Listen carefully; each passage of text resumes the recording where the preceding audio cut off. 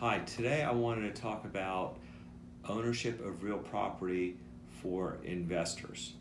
In other words, should you acquire a piece of residential or commercial real property in your own name, you and your wife, for example, or should you set up a business, a corporation or an LLC, a business entity, to take title to the real property? The answer in most all cases will be that it's best to take title in a business entity, a corporation, LLC, for example, rather than in your individual name or names. The reason for this is that by taking title in a business entity, you minimize your personal liability.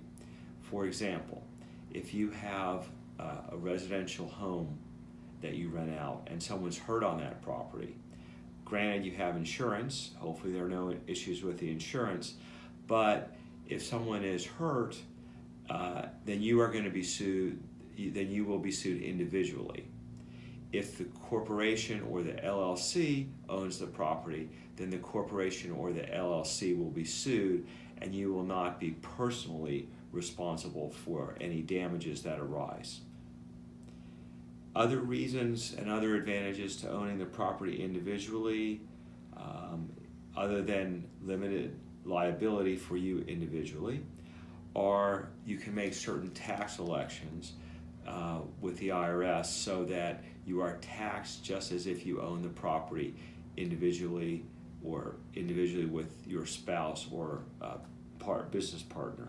So that's a very good thing. The disadvantages to owning property in a business entity, you'll find with law there's advantages and disadvantages to everything. So you have to figure out which way's best for you and your own personal needs. The disadvantages of taking title in a business entity are as follows. You have to set up the business entity, be it a corporation or an LLC. There's an expense involved. It's anywhere between $800 and $1,000 to set up an entity, a business entity. There are also annual expenses of approximately $150 that have to be paid to the Secretary of State of Florida, for example, to keep that business entity in good standing. If you own a business and that business occupies the rental space, then that business may have to pay rent to the company that owns the property.